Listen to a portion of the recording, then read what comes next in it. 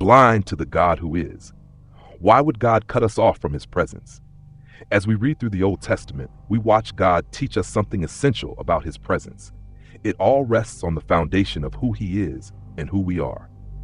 He is God, the Creator, and that alone means he has certain rights while we, as his handiwork, carry certain responsibilities. Paul captures this with the image of the potter and the clay, a picture that stops us mid-stride. Romans 9:20. But who are you, O man, to answer back to God? Will what is molded say to its molder, why have you made me like this? Yet that is exactly what we earthen vessels do. We cast blame toward God. We demand answers for his actions or his silence. We feel entitled to pronounce judgment over him and then expect him to comply. But reality refuses to bow to us. If God exists, and he does, two truths stand firm. First, his words carry power and binding force, not ours. Second, his words do not change based on our acceptance, discomfort, or approval. And this is where things become unsettling. What do we do when we do not want to kneel in God's presence? Often we cut ourselves off from him, and we do it in different ways.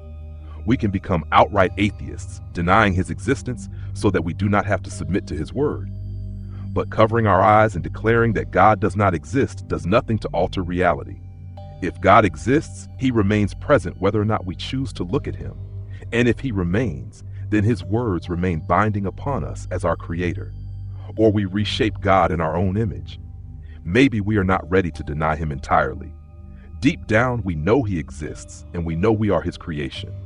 But when we do not want his word, we adjust who we believe he is.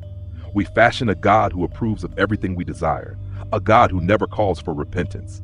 But changing our concept of God does nothing to change the reality of who he is. As clay, we do not get to deny the potter or redefine him. This is the heart of Paul's message in Romans. Becoming an atheist or worshiping a God of our own making, even privately within our own heart, in no way alters truth. A day is coming when every person will stand before the true and living God. The atheist will believe that day. The idol maker will see Christ in his glory.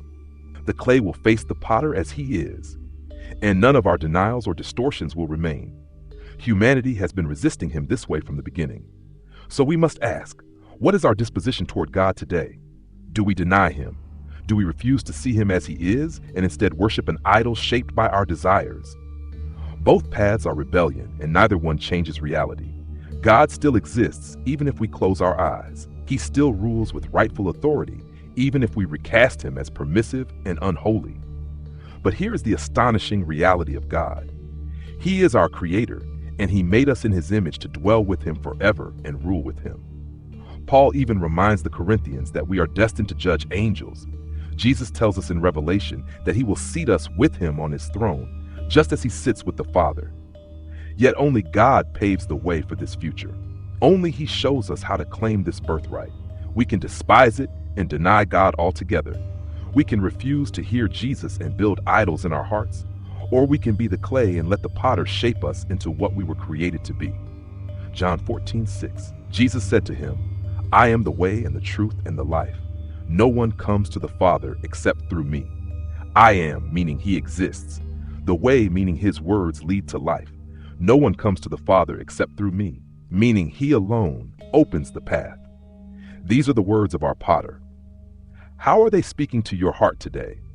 What truth is God pressing on you as you consider the potter and the clay?